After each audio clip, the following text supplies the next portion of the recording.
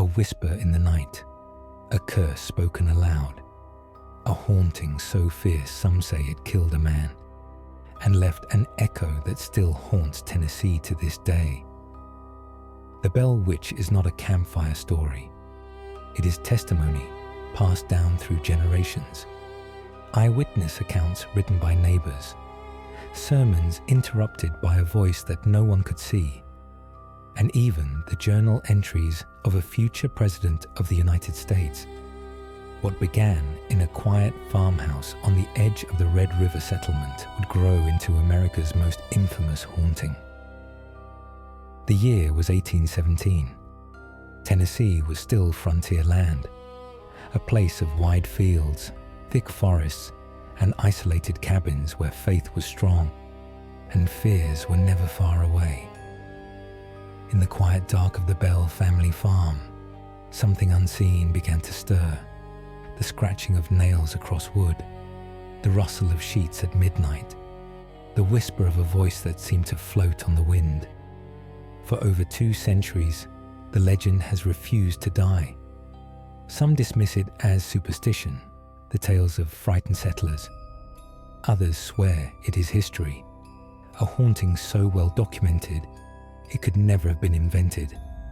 And even now, in Adams, Tennessee, the name BellWitch is spoken carefully, as though calling her might invite her back.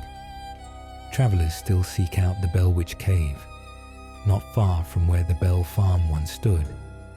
They enter with cameras, recorders, and skepticism, and leave with whispers on their tapes or the feeling of unseen hands pushing them deeper into the dark.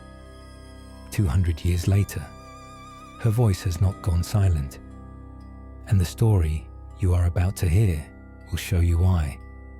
The whispers never really stopped. The Bell family were prosperous settlers. John Bell, stern but respected, had built his farm in Red River, Tennessee, where the soil was rich and the woods seemed endless. His wife Lucy was known for her kindness and steady faith. Their children worked the fields, tended animals, and lived the kind of frontier life that demanded strength, discipline, and belief in providence. To their neighbors, the Bells were as ordinary as any family could be. But in the autumn of 1817, ordinary vanished. It began with sounds, scratching along the walls of their log cabin. John thought it was rats in the timbers, or stray dogs pawing at the doors. Yet each night the noises returned, louder, more deliberate. Thumps that traveled across the floor, knocks that answered back when the children dared to tap on the walls. Before long, sheets were pulled from their beds in the middle of the night. Gnawing sounds echoed from the bedposts, as if invisible teeth were chewing at the wood. And then came the animal. Betsy Bell, the family's young daughter, swore she saw a strange beast at the edge of the fields, a creature with the body of a dog, but the head of a rabbit. Its eyes glowed red in the twilight. When John raised his rifle and fired, it vanished without a trace. Neighbors also reported sights too strange to dismiss. Blackbirds the size of men perched on fence posts, and a voice whispering their names from the woods. The disturbances only grew worse. One guest who stayed the night awoke screaming that his blankets had been yanked from his bed. Another claimed something struck him in the face, leaving a red handprint that lingered until morning. The Bells prayed, read scripture, and tried to explain the unexplainable. But nothing silenced the noises. Nothing stopped the scratches and whispers that seemed to move with intent. For months, the Bell family lived in dread, never knowing when the next knock, slap, or whisper would come. And though they could not see it, the presence was learning, growing, preparing to reveal itself in a way none of them could deny. At first, it was only whispers, a woman's voice, low, scattered, impossible to understand. The family strained their ears at night, unsure if the sounds were real or the tricks of an overworked mind. But the whispers did not fade. They sharpened. Night after night the words grew clearer, until one evening the voice spoke plainly. Kate. Some believed it was the spirit of Kate Batts, a neighbour who had once accused John Bell of cheating her in a land deal. Whether true or not, the presence embraced the name. From that night on, she would never let it go. Kate's voice filled the Bell home. She laughed in the dark, mocked the prayers of Lucy Bell, and sang hymns with a voice as sweet as any choir. She recited sermons that had been preached that very day, miles away, as though she had stood in the church unseen. Neighbours came to listen. Ministers and scholars travelled from afar. Many entered the Bell cabin sceptical, but left shaken, for the voice debated scripture with them. She quoted passages word for word. She revealed secrets no stranger should know. The Bell Witch was no longer a sound in the walls. She was intelligence, a presence that seemed to know everything: faith, family, secrets of the heart, and she took delight in proving it. And in those nights, as Betsy Bell wept under her covers while the voice mocked her, one thing became clear. This was not a haunting that could be ignored. The Bell Witch had found her voice, and Tennessee would never forget it. From the beginning, the witch seemed to single out the youngest daughter, Betsy Bell. At first, it was small torments. Her hair tugged in the dark, her blankets pulled away, her name whispered just inches from her ear. But soon, Betsy became the center of its cruelty. Night after night, Betsy was struck by invisible hands. Neighbors and visitors swore they saw her lifted from her bed, thrown to the floor, and left gasping for air. Red welts rose on her cheeks as though from a slap, delivered by no one they could see. Her cries filled the cabin. Her brothers tried to protect her, holding her down as the attacks grew violent, but the force was too strong. The family watched in helpless terror, praying for it to end, while Betsy wept and pleaded for mercy. Word spread across Robertson County. What once were whispers of strange noises became fearful talk of a girl being beaten by the unseen. Neighbors gathered at the cabin, lanterns flickering, and left shaken by what they witnessed. Betsy struck, hair pulled, her body convulsing in mid-air as if gripped by invisible fists. The torment followed her beyond the cabin walls. At school, she would slump over her desk, pale and trembling, her classmates too frightened to sit near her. On walks with her friends, she heard the mocking laughter of Kate following through the woods. Even her engagement to Joshua Gardner, a young neighbor she dearly loved, began to crumble under the strain. The witch taunted Betsy about Joshua, hissing that their union would never be.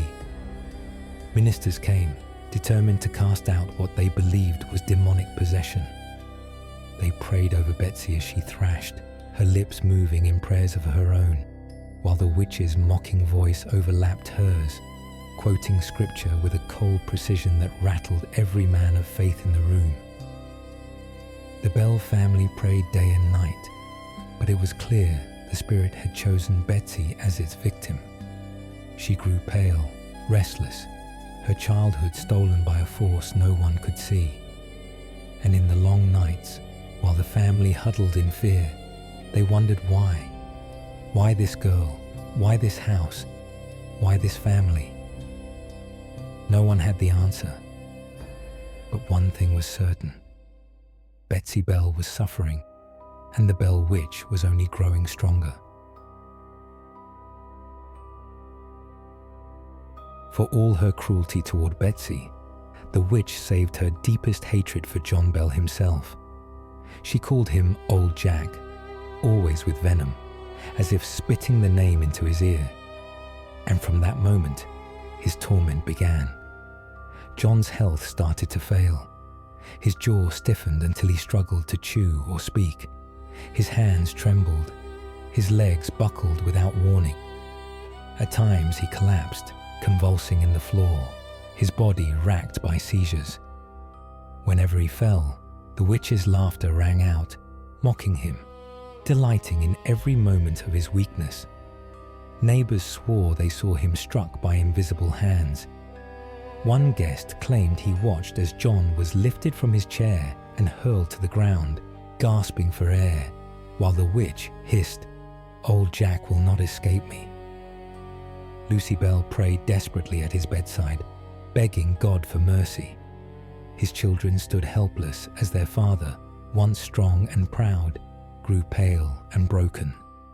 His farm suffered, his voice faltered, his body wasted, and still the witch whispered in his ear, taunting him, promising she would see him destroyed. As weeks turned to months, the community whispered too. Some said John Bell was being punished, not by a ghost, but by judgment itself. They spoke of his land deals, his debts, old grudges in the county. Was the witch truly Kate Batts seeking revenge? Or was this divine punishment for a hidden sin? Whatever the truth, one thing was certain. John Bell was being slowly undone. His life, his dignity, his very breath, piece by piece, taken by an enemy no one could see and no one could stop.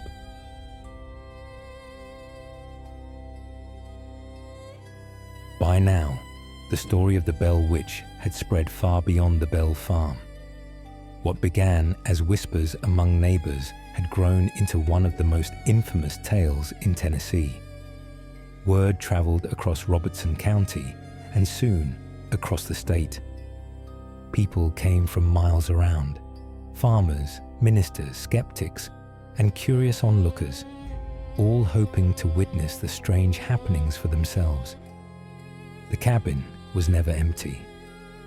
Night after night, the Bell family opened their door to strangers who crowded into the small, flickering space. They came with lanterns in hand, their breath held, waiting for proof, and almost without fail, they left shaken.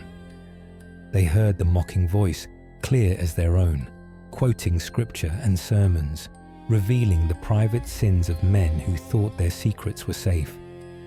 They watched as Betsy Bell was struck, as John grew weaker, and as invisible hands seemed to grip the family in terror.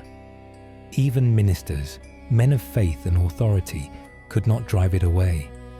They prayed, shouted scripture, commanded the spirit to depart, but the witch only laughed. Sometimes it prayed back with them, matching verse for verse, mocking their every word. Sometimes it whispered their own doubts aloud. These men of God left the Bell cabin humbled, their faith rattled, their authority diminished. But it was not only the faithful who came. Skeptics and self-proclaimed experts in trickery arrived too, determined to expose the Bell Witch as fraud or illusion. They brought instruments, plans, and schemes. Yet in the end, many of them left just as shaken, convinced that what haunted the Bells was beyond human explanation. The story grew so large that even national figures heard it. Among them was General Andrew Jackson, hero of the War of 1812, a man who would one day become President of the United States. Jackson himself traveled to the Bell farm in 1819, bringing with him a party of men to test the legend. As Jackson's wagon approached the Bell property, it rolled easily down the country road until, without warning, it lurched to a halt. The horses strained, the wheels dug into the dirt, yet the wagon would not move. Jackson, impatient, ordered his men to push, still nothing. Then, from the trees, a voice rang out, cold and mocking. "All right, General, you may go now." At once, the wagon rolled forward, as though the ground had never resisted it. The men fell silent. Jackson himself, a man known for his iron will, admitted that something beyond his understanding was at work. That night, when his party stayed at the Bell home, they claimed to see men struck down, slapped, and tormented by the witch's unseen hand. By morning, the general, who had faced cannons and bayonets in battle, was shaken enough to leave the Bell farm behind. From that day forward, the Bell Witch was no longer a tale confined to one family. It had become a legend across Tennessee, a story that reached beyond the countryside into the very heart of American folklore. And still, the torment of John Bell grew worse.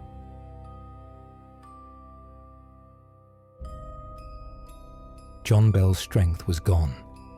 Once a proud farmer, he now lay wasted in his bed, his breath shallow, his skin pale. His children watched helplessly as their father's body failed him. Every word he tried to speak trembled and broke. And still, the witch was there, whispering in his ear, mocking him, reminding him that his end was near. On the morning of December 20th, 1820, John Bell was found unresponsive. Beside his bed, his family discovered a small vial filled with a strange black liquid. When the witch's voice rose from the shadows, it laughed and declared, "I gave old Jack his medicine. He will never rise again." Panic swept through the household. None knew what the vial contained. Some whispered it was poison, a devil's brew meant to finish the torment that sickness had begun. Others believed it was proof that the witch herself had taken his life. That evening, John Bell was buried in the churchyard. Hundreds came to mourn him, for he was both respected and feared in Robertson County. But even at his funeral, there was no peace. As the minister spoke, the witch's mocking laughter echoed over the crowd, cutting through the prayers and hymns. Witnesses swore it carried across the fields, bold and triumphant, as though celebrating victory. John Bell's life, his dignity, his breath, had been taken piece by piece, and in the end, the witch had claimed her prize. The death of John Bell did not silence the witch. If anything, her triumph rang louder than ever. In the months that followed, whispers spread through Robertson County. At taverns and in church pews, neighbors argued in hushed tones. Was it illness, poison, or the devil himself who claimed old Jack? Yet one truth settled over them all.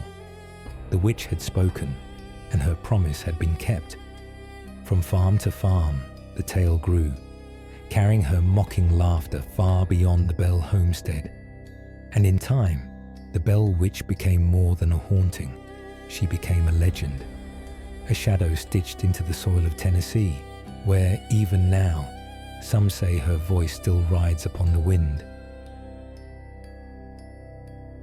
If you enjoyed this video, please give it a like and subscribe for more. Thanks for watching.